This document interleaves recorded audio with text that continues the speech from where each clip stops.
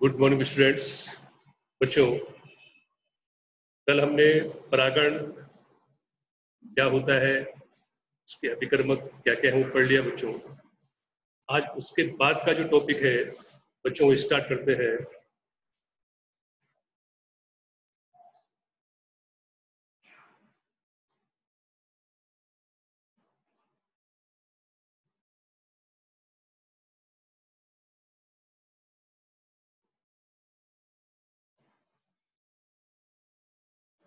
जो पहला टॉपिक है बहिर्प्रजनन युक्तियां, आउट ब्रीडिंग डिवाइसेस।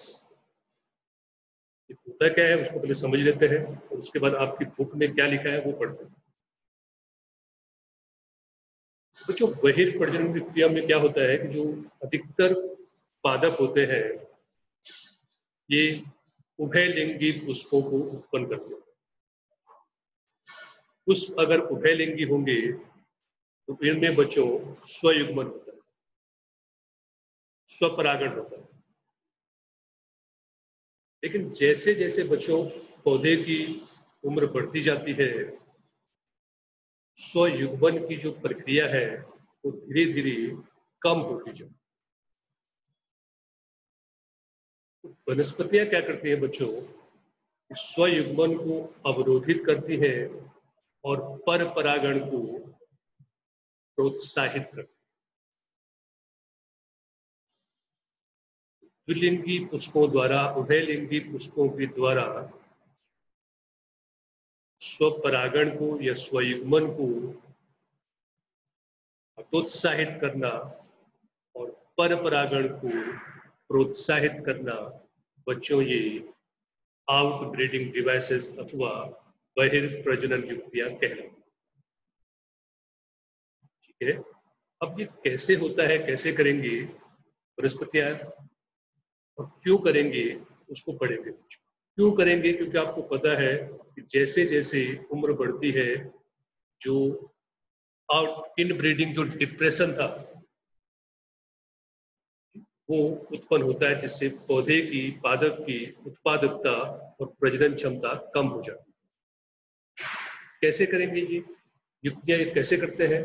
ये बच्चों क्या करते हैं, जब परागकण परागकों से मुक्त होगा उस समय वर्तिकाग्र ग्राह्य नहीं होगी, उसको ग्रहण नहीं करती। या जब वर्तिकाग्र ग्राह्य बनती है उस समय परागकण को मुक्त नहीं करते हैं। या पुंकेसर और स्त्रीकेसर के बीच में कोई भौतिक अवरोध जैसे कोई दल आ जाता है। ठीक है, ये युक्ति है बच्चों जिन्हें क्या बोलते हैं, बहिर्प्रजनन युक्तियां कहते हैं। क्या करना है, स्वपरागण को हतोत्साहित करना है, पर परागण को प्रोत्साहित करना। ठीक है बच्चों, चलो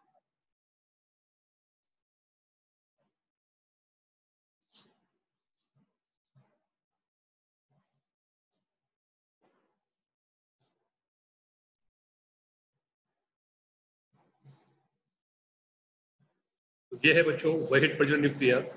अधिकतर पुष्पी पादप उभयलिंगी पुष्पों को उत्पन्न करती है। बच्चों छूटा हुआ है टॉपिक।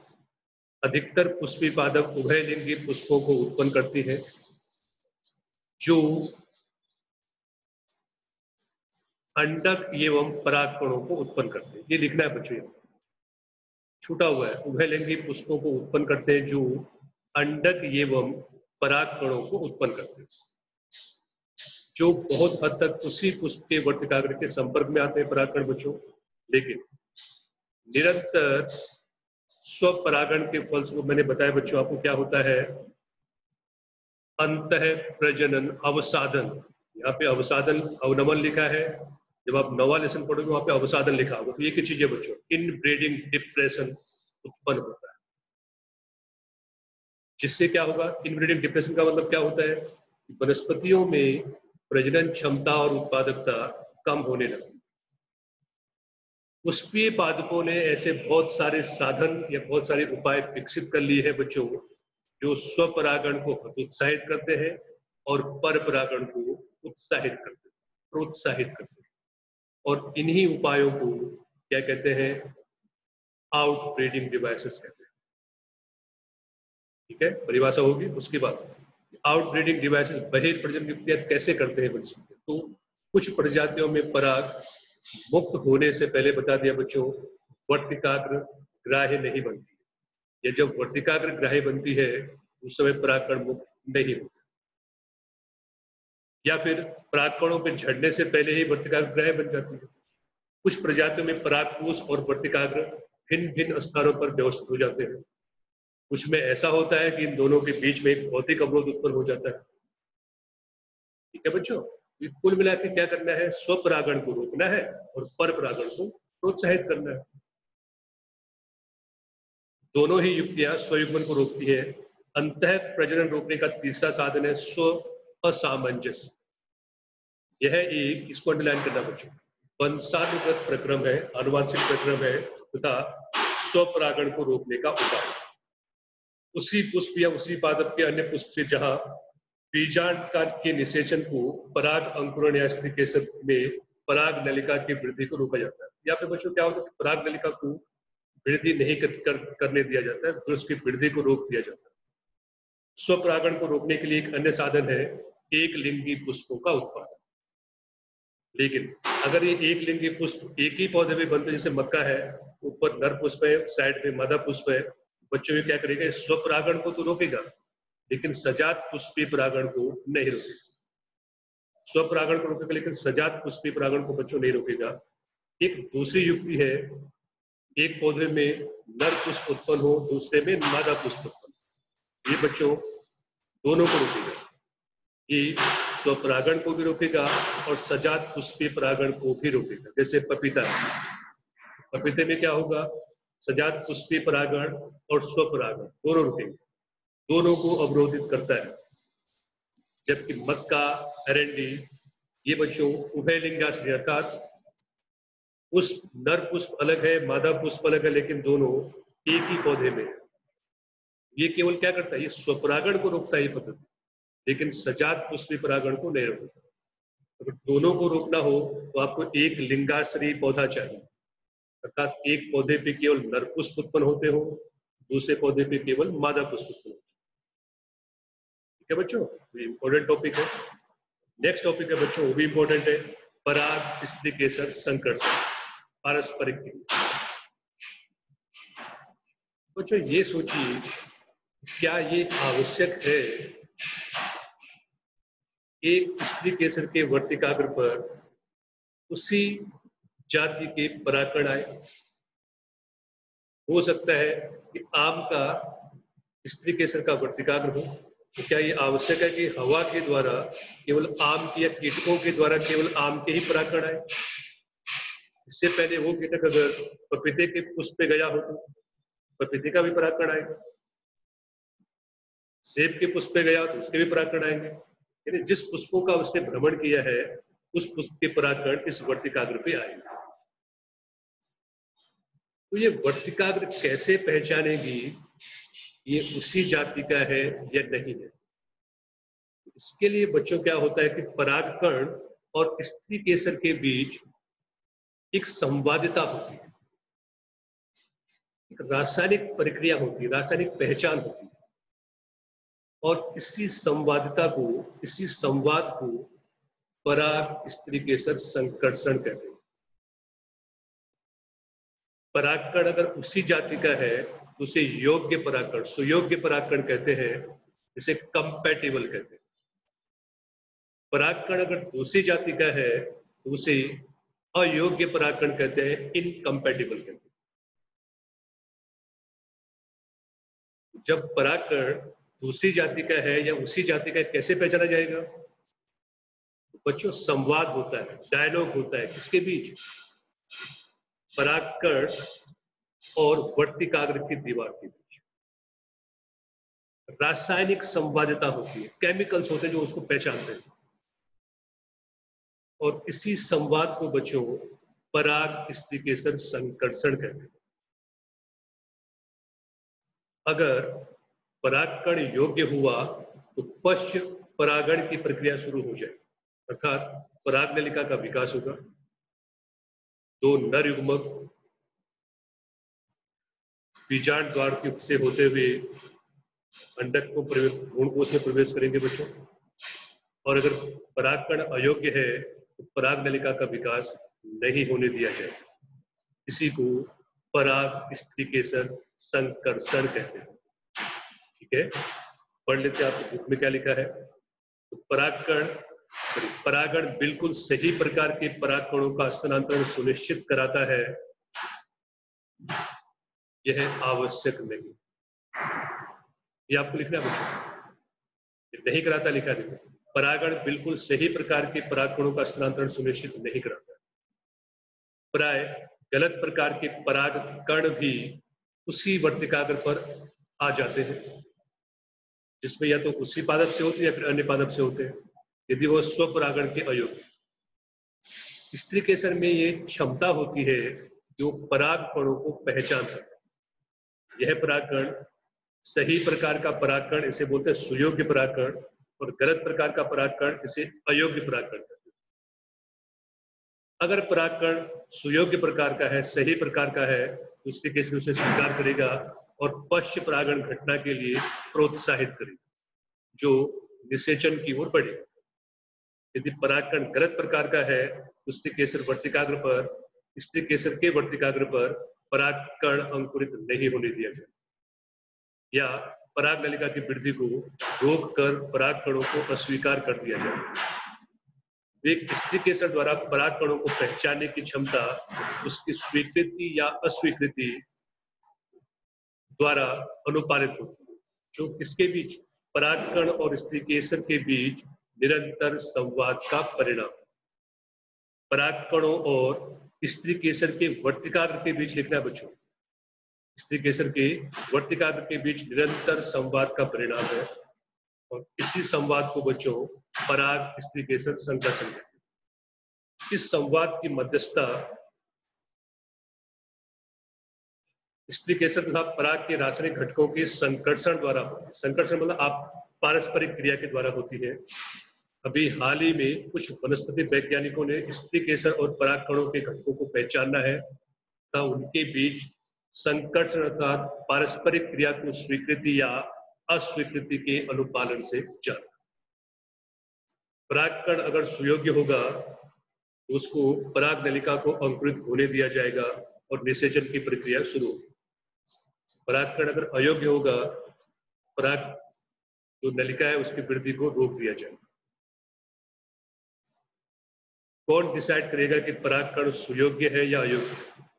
बच्चों, वर्तिकाग्र के ऊपर जो परागकण आया है वो और वर्तिकाग्र, इन दोनों के बीच लगातार इंटरेक्शन होता है, केमिकल इंटरेक्शन, रासायनिक संवादिता होती है, जिससे डिसाइड होता है कि ये अयोग्य है या सुयोग्य। ठीक है, बात तो सब वही है बच्चों। जैसा कि पहले बताया जा चुका है, सुयोग्य परागकण के अनुपालन में परागकण वर्तिकाग्र पर जनित होते हैं। जनित होते हैं मतलब इनका अंकुरण होता है। एक जनन छिद्र के माध्यम से पराग नलिका उत्पन्न होती है। पराग नलिका वर्तिकाग्र था, वर्तिका के ऊतकों के माध्यम से वृद्धि करके अंडाशय तक पहुंचती है। ठीक है बच्चों, चलिए, यदि आप याद करें, कुछ पादपों में परागकण दो कोशीय अवस्था, एक काय कोशिका था, दूसरी जनन कोशिका में झड़ते हैं। 60% वनस्पतियों में, 40% में 3 कोशिका अवस्था में झड़ेगा बच्चों। ये बच्चों, ये जो है, जो विकसित नहीं हो पा रहे पराग नलिका, जैसे ये है, ये है, ये है, ये है, ये अयोग्य परागकण। और जो पराग नलिका विकसित होके इसने 2 मेल गैमेट को यहां पहुंचा दिया बच्चों, ये सुयोग्य परागकण था। ठीक है, कैसे पता चलेगा? परागकणों और स्त्रीकेसर के वर्तिकाग्र के बीच एक संवाद होता है, जिसे परागकण स्त्रीकेसर संकर्षण कहते हैं बच्चों। ठीक है, इस प्रकार के पादपों में जनन कोशिका विभाजित होती है और वर्तिकाग्र में पराग नलिका की वृद्धि के दौरान 2 नर युग्मक की रचना करती है। जनन कोशिका है बच्चों, पराग नलिका में जाती है, 2 मेल गैमेट, 2 नर युग्मक बनाएगा। जिन पादपों में पराग 3 कोशिका अवस्था में होते हैं, वहां पराग नलिका शुरुआत से ही 2 नर युग्मक को लेके आती है। हमने पढ़ा था 60% वनस्पतियां ऐसी होती हैं कि जिनके परागकण 2 कोशिका अवस्था में झड़ते हैं। एक काय कोशिका, दूसरी जनन कोशिका। जनन कोशिका में बच्चों क्या होगा? अगर परागकण सुयोग्य है तो जनन कोशिका में समसूत्री विभाजन होगा और 2 नर युग्मक बनते हैं। 40% जो वनस्पतियां हैं बच्चों, उसमें क्या होता है, उसमें 3 कोश की अवस्था में परागकण झड़ता है, 2 नर युग्मक और 1 गायक कोश।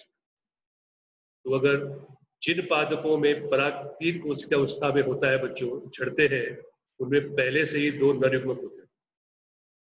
पराग नलिका अंडाशय में पहुंचने के पश्चात बीजांड द्वार के माध्यम से बीजांड में प्रवेश करती है। उसके पश्चात बच्चों ये तंतुमय समुच्चय के माध्यम से सहायक कोशिका में प्रवेश करेगी। सहायक कोशिकाओं को विघटित करके बच्चों 2 नर युग्मक भ्रूण कोश में मुक्त हो जाते हैं। ठीक है, सहायक कोशिका के बीजांड द्वारा हिस्से पर उपस्थित तंतु रूप समुच्चय पराग नलिका के प्रवेश को दिशा निर्देशित करता है। वर्तिकाग्र पर पराग अव्यवस्थित होने से लेकर बीजांड में पराग नलिका के प्रविष्ट होने तक की सभी घटनाओं को बच्चों पराग स्त्रीकेसर संकर्षण के नाम से जाना जाता है। बच्चों नीट में क्वेश्चन आया था कि पराग नलिका का जो विकास है वो किस प्रकार का विकास है, वो किस प्रकार की गति है।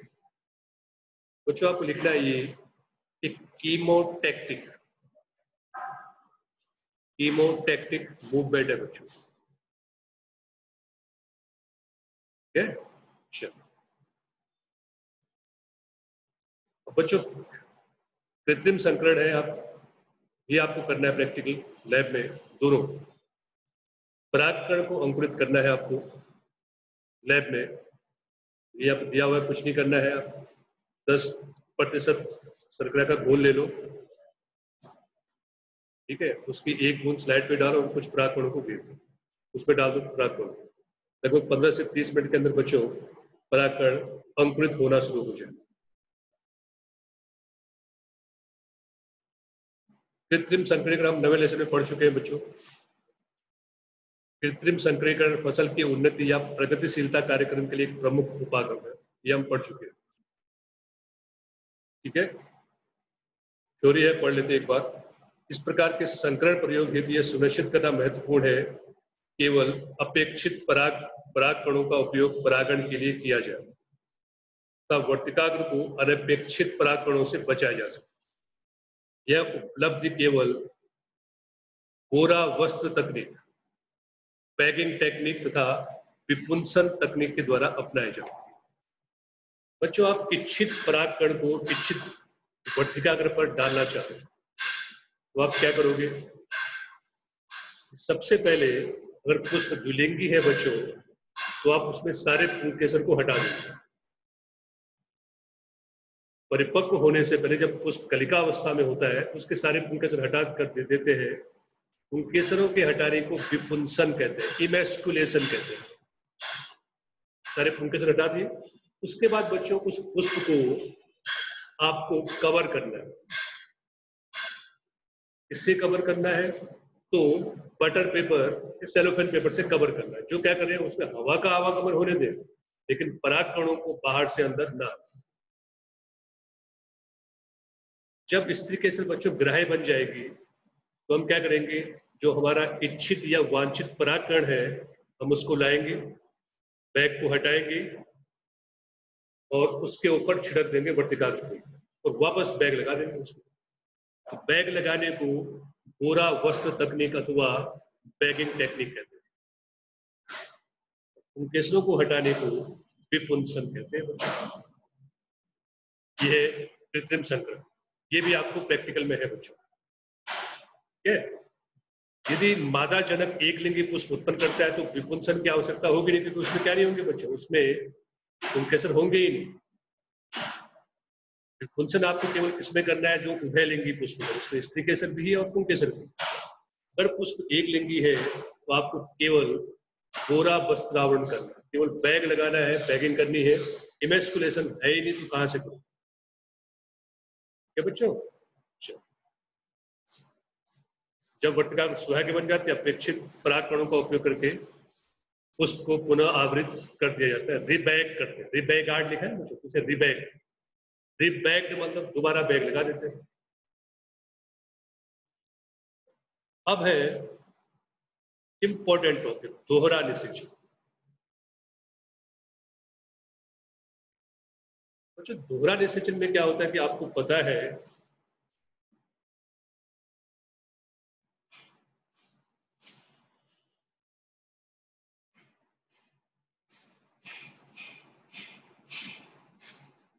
परागकण है, जब इसे अंकुरित हुआ होगा तो इसमें दो मेल गैमेट, दो नर युग्मक पराग नलिका लेके जा रही है बच्चों। और ये पराग नलिका जो तंतुमय समुच्चय सहायक कोशिकाओं में, उसमें दोनों को छोड़ देगा, दोनों नर युग्मक। और दोनों नर युग्मक तंतुमय समुच्चय से होते हुए, तंतुमय समुच्चय से होते हुए सहायक कोशिका में जाएंगे। सहायक कोशिका जब विघटित हो जाएगी बच्चों, उसमें से कहाँ आएंगे? भ्रूण कोश में मुक्त। और भ्रूण कोश में क्या क्या है? दो सहायक कोशिका और एक अंड कोशिका थी, बीच में दो ध्रुवीय केंद्रक है, एक केंद्रीय कोशिका है, दो ध्रुवीय केंद्रक है, और ऊपर बच्चों तीन प्रतिव्यासांत कोशिका। उसमें से क्या होगा कि एक नर युग्मक अंड कोशिका को फलन करेगा, अंड कोशिका के साथ निषेचन करेगा और युग्मनज बनेगा। ये युग्मनज वृद्धि करके भ्रूण बनाएगा। और दूसरा जो नर युग्मक है बच्चों, वो द्वितीयक जो केंद्रक था उसके साथ फ्यूज हुआ, उसके साथ जुड़ा। क्योंकि यहाँ पे दो केंद्रक थे, दो एककीय केंद्रक थे, नर युग्मक भी आ रहा है, वो भी एककीय है, तो तीन एककीय केंद्रक जुड़ेंगे, इसे त्रिसंलयन कहते हैं। त्रिसंलयन के परिणाम स्वरूप बच्चों प्राइमरी एंडोस्पर्म न्यूक्लियस, प्राथमिक भ्रूण कोश केंद्र उत्पन्न होता है, जो बाद में भ्रूण कोश का निर्माण करेगा। और ये भ्रूण कोश वृद्धि करते हुए भ्रूण को पोषण देने का कार्य करेगा। तो त्रिसंलयन के फलस्वरूप क्या बना?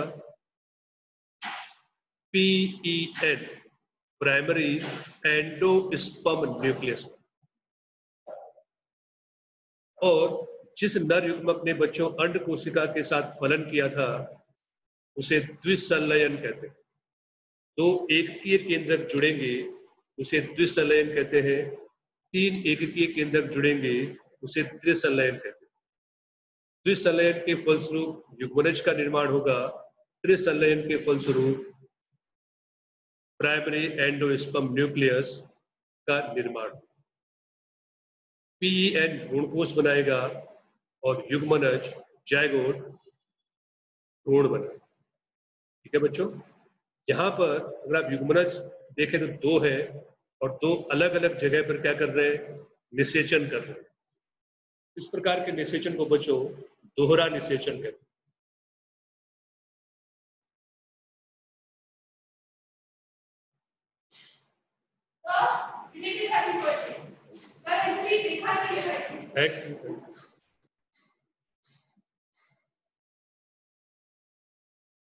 ठीक है बच्चों, ये देखिए अपभ्रष्टीय सहायक कोशिका, दो मेल गैमेट सहायक कोशिका में प्रवेश किए थे, किसके द्वारा? तंतुमय समुच्चय के द्वारा। इन्होंने क्या कर दिया? सहायक कोशिकाओं को अपभ्रष्ट कर दिया, और दो मेल गैमेट बच्चों, तो नर युग्मक भ्रूण कोश में मुक्त, भ्रूण कोश बोल रहा हूं में मुक्त हो जाते हैं। उसमें से एक ने अंड कोश का फलन किया, जो युग्मनज बनाएगा। दूसरे मेल गैमेट ने बच्चों यहाँ पर क्या था? द्वितीयक केंद्रक था, द्विध्रुवीय केंद्रक था, जो NN थे, दो NN केंद्र थे। इसके साथ जुड़ के बनाएगा प्राथमिक भ्रूण कोश केंद्र 3N। इस प्रक्रिया को त्रिसंलयन और इस प्रक्रिया को द्विसंलयन कहते हैं। ये बच्चों प्रतिव्यासांत कोशिकाएं भी अपभ्रष्ट हो जाएगी। ये युग्मनज क्या बनाएगा? ये भ्रूण बनाएगा बच्चों, और ये भ्रूण कोश बनाएगा, जो इस वृद्धि करते हुए भ्रूण को पोषण देने का कार्य करेगा। युग्मनज में विभाजन होगा बच्चों, पढ़ेंगे बाद में, ठीक है। और उसके बाद ये भ्रूण बना, पहले गोलाकार भ्रूण बनेगा, फिर हृदयाकार भ्रूण बनेगा, और उसके बाद परिपक्व भ्रूण बनेगा। ये भी आपके पास प्रैक्टिकल है, ये आपको कॉर्ड में से भ्रूण निकालना है और देखना है तो किस अवस्था में, गोलाकार अवस्था में है, क्रियाकार अवस्था में है या परिपक्व अवस्था। इस प्रकार की प्रक्रिया को बच्चों दोहरा फलन कहते हैं। पश फलन घटनाएं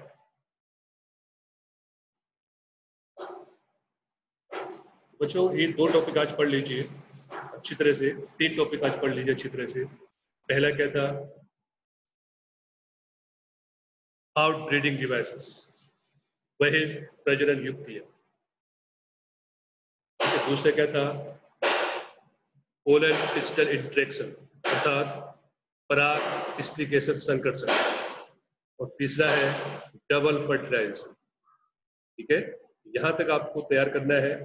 भ्रूण कोश और भ्रूण और बीज का निर्माण हम पढ़ेंगे नेक्स्ट लेक्चर।